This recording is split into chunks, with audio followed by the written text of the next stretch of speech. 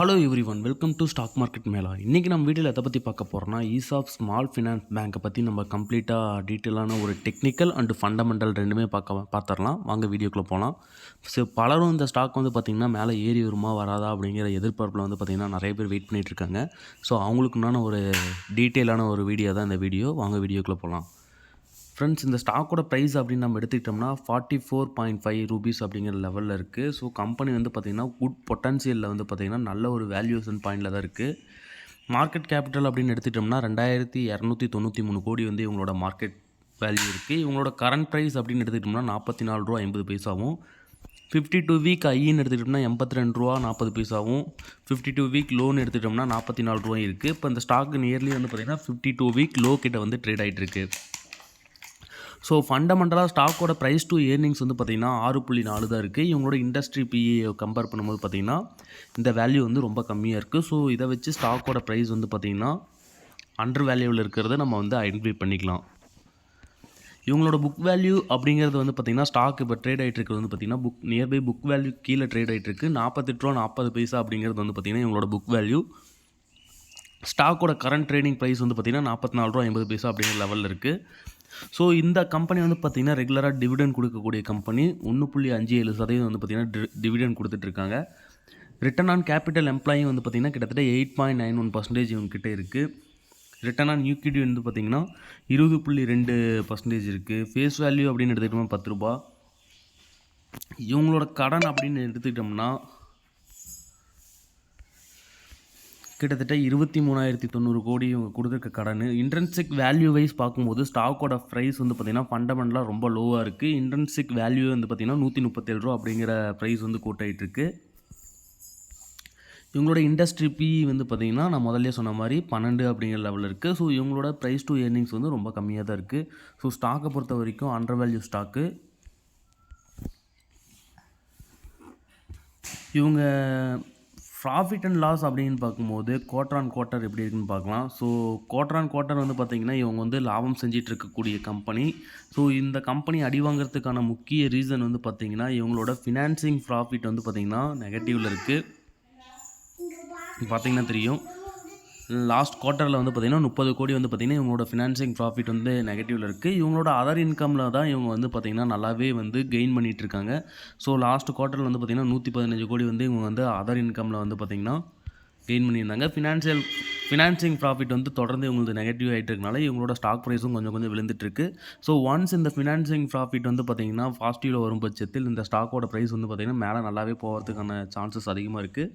So இப்போ வரைக்கும் வந்து பார்த்திங்கன்னா ப்ராஃபிட் அண்ட் லாஸ் அப்படின்னு எடுத்துக்கிட்டு போது எவ்ரி குவார்ட்டர் வந்து பார்த்திங்கன்னா இப்போ வரைக்கும் கம்பெனி ஒரு லாபகரமான ஒரு கம்பெனியாக தான் இருக்குது.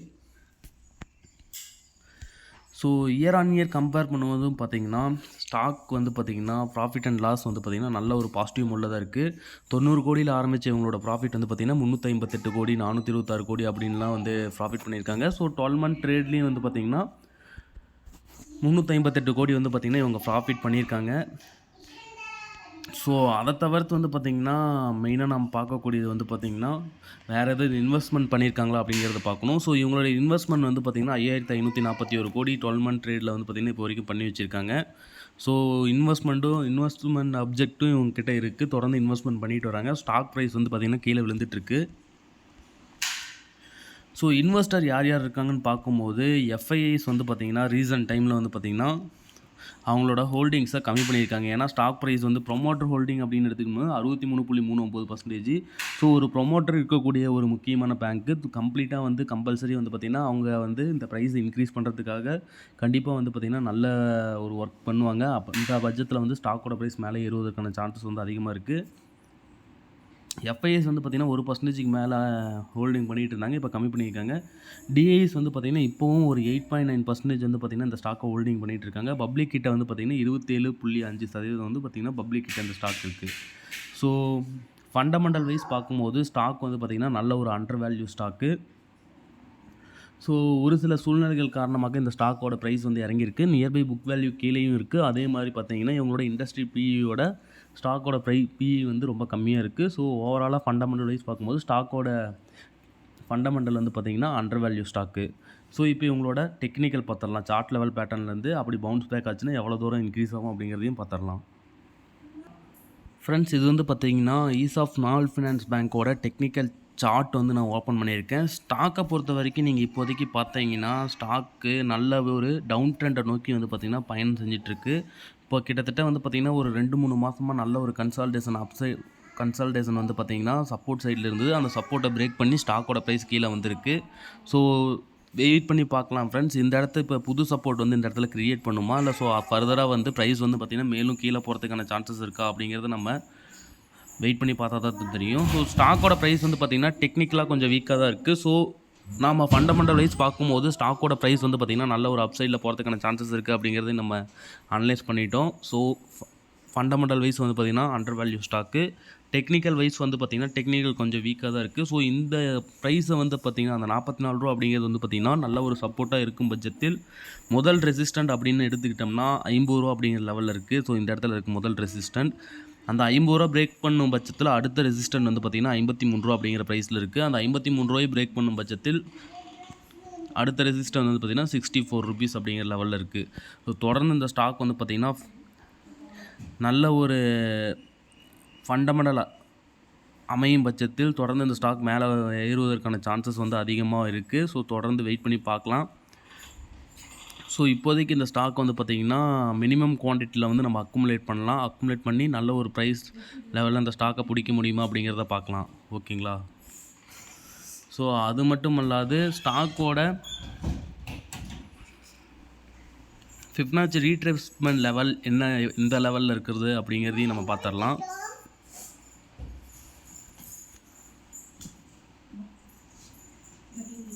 ஸோ ஸ்டாக்கோட ப்ரைஸ் வந்து பார்த்திங்கன்னா கிட்டத்தட்ட வந்து பார்த்திங்கன்னா 80 ருபீஸ்லேருந்து கண்டினியூட்டியாக டவுன்ஃபால் ஆகிருக்கு. ஸோ ரீட்ரேஸ்மெண்ட் நடந்தால் எந்த லெவலில் நடக்கும் அப்படிங்கிறத நம்ம பார்த்துடலாம். ஸோ 0.618 லெவல் அப்படிங்கிற லெவல் வந்து பார்த்திங்கன்னா இந்த ப்ரைஸ் வந்து பார்த்திங்கன்னா நல்ல ஒரு டெக்னிக்கல் ப்ரைஸாக இருந்ததுன்னா, நல்ல ஒரு சப்போர்ட் ப்ரைஸாக இருந்ததுன்னா ஸ்டாக்கோட ரீசன் ப்ரைஸ் வந்து பார்த்திங்கன்னா நம்ம சொன்ன மாதிரி 0.618 லெவல் அப்படிங்கிற லெவல் வரைக்கும் போகிறதுக்கான சான்சஸ் இருக்குது.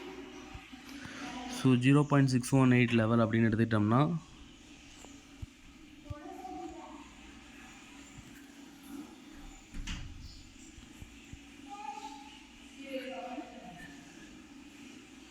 எபோவ் 72 ருபீஸ் வந்து பார்த்திங்கன்னா இந்த ஸ்டாக் வந்து பார்த்திங்கன்னா தொடர்ந்து கண்டினியூட்டியாக மேலே ஏறுவதற்கான சான்சஸ் இருக்குது.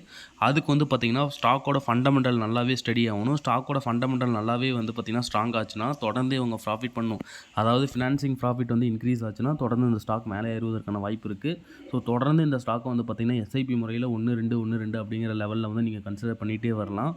ஸோ பல்க் குவான்டிட்டி நம்ம இதில் இது பண்ணோம்னா இப்போதைக்கு நமக்கு ரிஸ்க் ஃபேக்டர் அதிகமாக இருக்குது. ஸோ ஏன்னா டெக்னிக்கல் வைஸ் பார்க்கும்போது ஸ்டாக் வந்து பார்த்திங்கன்னா கொஞ்சம் வீக்காக இருக்குது. ஃபண்டமெண்டல் வைஸ் பார்க்கும்போது ஸ்டாக் வந்து கொஞ்சம் ஸ்ட்ராங்காக இருக்குது. இப்போ வரைக்கும் லாபம் செஞ்சு கொண்டு இருக்கக்கூடிய முக்கியமான ஒரு கம்பெனி, டிவிடெண்ட் கொடுத்துட்டு இருக்கக்கூடிய கம்பெனி, டிஏஎஸோட ஹோல்டிங் எவ்ரி குவார்ட்டர் வந்து பார்த்திங்கன்னா ப்ராஃபிட் பண்ணிகிட்டு இருக்கக்கூடிய ஒரு கம்பெனி. அது மட்டும் அல்லாது